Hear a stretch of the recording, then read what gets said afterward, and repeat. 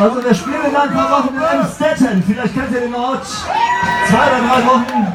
Es wird alles noch ein bisschen anders klingen, wieder noch andere Stücke dabei. Wer Lust auf Emstetten hat, in 2 oder 3 Wochen